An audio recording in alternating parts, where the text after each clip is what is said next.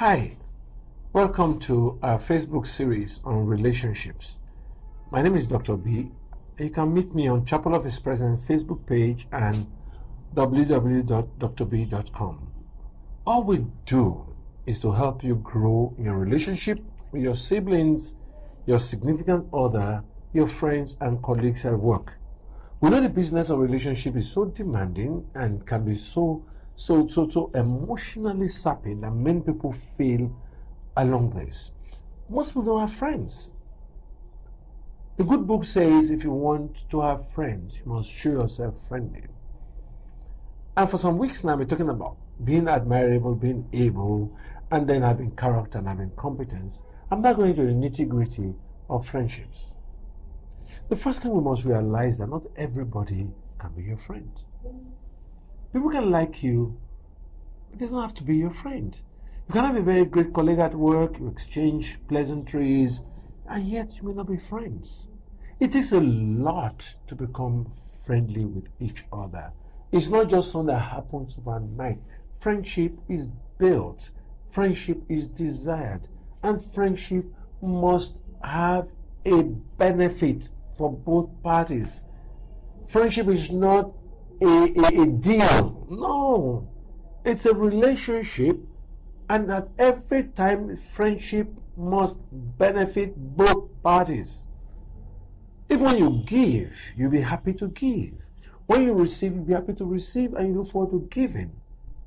But the problem with most friendships is that they're different between men and women. When men make friends in compartments. Men compartmentalize their friends. Men do have friends for football, they have some friends, colleagues at work, and they have friends in church, and they have friends in business, and they have friends, family. And because they are men don't allow friendship to get very, very intimate. They get to know each other on superficial levels. They are friends that know themselves, and you can imagine they don't even know their addresses. They've never visited themselves all their lives, and they're wonderful friends. You can't do that with women. Men have friends, and they have friends for different purposes. And so most times you see a man will have a friend that he drinks with in a club. He has another friend that he plays with at church. He has another friend that he even prays with. Then has a friend that he goes to watch TV, goes to watch movies, and goes to do stuff with. Then he has friends that may be colleagues at work, just colleagues. And that's all what they are, just colleagues. But with women, it's not like that. Let me just say this about men again. Most of these people that are friends, men that are friends, they don't know much about, I said about address, yes. But most times your best friend will not even know your date of birth. You can't try that with women. Your best friend will not even know what you like to eat as a man. Your friend will not even know the school you went to. Will not even know what you read. That's your friend. But with women, it's very, very different. When women make friends, they get so close and so intimate. Their friends know everything about them. They even exchange their clothes, exchange their shoes, exchange hair ties. Oh no, I have a wedding this Saturday, they're using green. Can I have your green? And yet the other lady is not green. I'm going to take her green and wear. I'm going to use your shoes. And that's women. And their shoes tend to fit. Because their sizes are just between 7 and 8, you know. But for men, it's a whole world of difference. When women make friends, their friends know intimate things about their husbands. They enter their bedrooms. They know their schools. They know their parents. They know their relatives. Because women tend to be very intimate when they make friends. And once a woman gets close to another woman, and she finds that that woman is not speaking a lot, she withdraws. So friendship amongst men is superficial. friendship amongst women is intimate, very deep, very deep. And so we have situations in life where many men tend to behave like women, and many women tend to behave like men. So the friendships don't last, because at the end of the day, the woman gets close to a friend, a man, and she wants the man to say everything, and men don't know how to say everything. And so men behave like women. They meet other men and they want to ask too many questions, and the man feels, really, you want to know what is about me? It's too early in the day. You know what happens most times why friendships don't work? People don't draw boundaries. When you're a man or a woman, you should draw boundaries. There are things that you don't like. There are things you can't tolerate, and you make it so clear to your friend, I don't do stuff. I don't do this. If he doesn't want to remain your friend, he goes. So let's go to the nitty-gritty of this. Friendship starts when you meet people for the first time. Like I said in some series ago, the first time you meet somebody is an acquaintance. At that time, you don't need to know the person, because the person you met by an accident. Either you met in church, or you met at the bus stop, or you met when you went to pick up your daughter in school or your son in school. At the point you meet this person, it was an accidental meeting, and so that person is just an acquaintance. The person doesn't seem to ask you for a complimentary card, doesn't ask for details about you, and guess what? You never meet yourselves again. That's an acquaintance. That's an accidental meeting. You are strangers, but you normally meet yourself at the gate of the school. You are strangers, yet you normally meet yourselves when you go to buy newspapers at the vendors. Or you are strangers, but you still meet yourselves at open day with your school, your children's school. You meet yourself at the mall. You find that just coincidental meetings don't make you friends. They are just accidents. You are meeting yourselves accidentally. So you are still strangers. I know one thing about that is that at the end of the day, you can't say you know yourselves. You don't have information about yourselves. You don't have facts. You just know it's a man who met the other day. It's a nice person. That's what they call strangers. It's the lowest level of friendship. You have no idea of each other's existence. Where you live, where you go to church or the mosque, you don't know. You are strangers. Now, you may be strangers for some time. And you may find out that you are not able to cope with this anymore. But meeting yourself so often can make it begin to ask yourself, not so often, so I'm going to ask him or her for his address. So you are meeting in a mall again, say, oh, good afternoon. Do you live around here? And he says, yes, I just live down the street. And you say, I've been waiting here quite some time now. Can I know you better? So, oh, John. This. Oh, I'm Tony. Nice. You know what has happened? You've introduced yourself. You have become acquaintances. You have become acquaintances. You now have occasional contact with very general knowledge of each other, and you just talk about general knowledge. Remember the first one? Strangers. You meet more often, become acquaintances.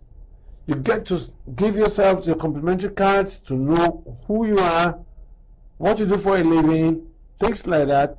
Just like that, you have become acquainted. You are not friends. I must always draw this line. You can be colleagues at work, you are acquaintances. I don't need to know so much about you because we are just acquaintances. And that's why some men miss it. You meet a girl who just knew you at the shop because she's a teller giving you receipts, and then you meet her every time. You think she's a friend. No. They're strangers. You don't have enough information to call her your friend.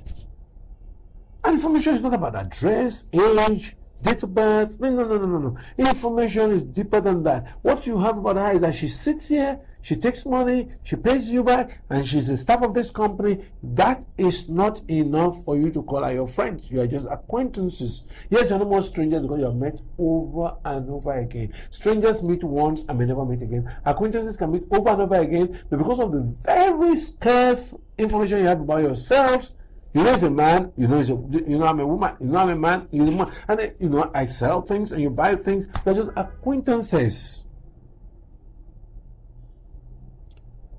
Then, as you meet more often, begin to discuss on the phone. Because you share complimentary cards, and you meet very often, you're not talking about common interest. Maybe you're waiting at the school gate for your children to come out. He too came, you came, and you're talking, and you're not fan of that. Oh my God, you're a fan of Liverpool. Good, they're leading the league. Oh, and you start talking about football. What's happening now? You're not having common interests. Common interests. You have become casual friends because you have common interests, and you meet more frequently than acquaintances. And you like some things about yourselves. You are not casual friends. We are not emotionally involved. Whether it's a male or a female, you don't just like, you just meet and go. You don't wish to see him again, you just don't miss him. You are just casual friends. I will stop here for today. What are the takeaways here? Takeaways here is that people mix up these relationships, and strangers want to fall in love. You can't fall in love with a stranger. If you fall in love with a stranger, you have the greatest shock of your life. You get to pass the acquaintance level, you get to pass the casual friends level, and move to close friends. It's only at close friends you can begin to test the waters, to know, you now know the person very well, you know the person's address, you know the person's ethnic group, you know the person's job, you know, and then, remember what I taught you the other time? Character and competence. When you're in casual friends and you want to become close friends, what will move you from casual friends to close friends is that both of you are studying yourself. You have find out, is he really who he says he is? He says he's a doctor, but guess what? He never talks about hospitals. He never talks about things about hospital. Maybe he's the doctor of philosophy. You know, she says she's a tailor, she's a seamstress. She never talks about fashion. You know what you're doing? You're examining yourself, you're trying to validate each other.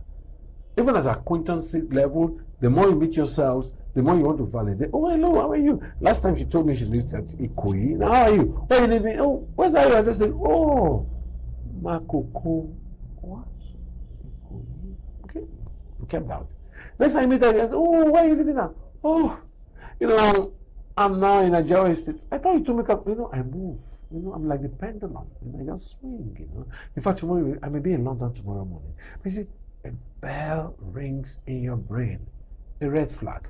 She is not consistent. Or she's a rolling stone. Maybe she gathers little moss. But you see, you're getting to know her.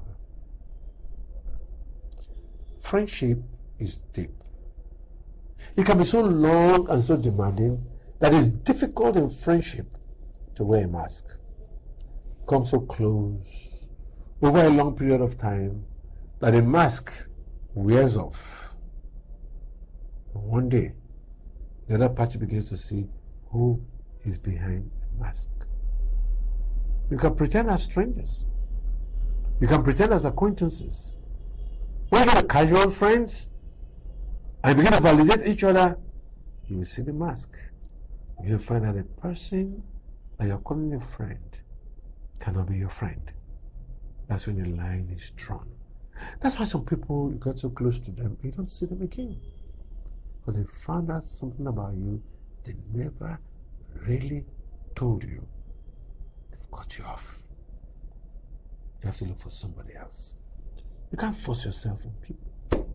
Not after they've gotten to know you so well. You'll come back your way again next time. I'm going to discuss about how friendships can work and why some friendships can never, ever work. Till then, it's your friend. Am I really your friend? I wanted to introduce myself as a friend. All right? Maybe one day I'll be your friend. But this Dr. B, I'd like to be your friend someday, or move from strangers through acquaintance and become casual friends. And you validate me, I validate you. We can become friends someday. And we never become friends. Till then, come away again your way next time, Saturday 6 p.m., Sunday 6 p.m. This is Dr. B. You can get me on doctorbee.com, YouTube, and Facebook. God bless you. Real good. Have a wonderful time.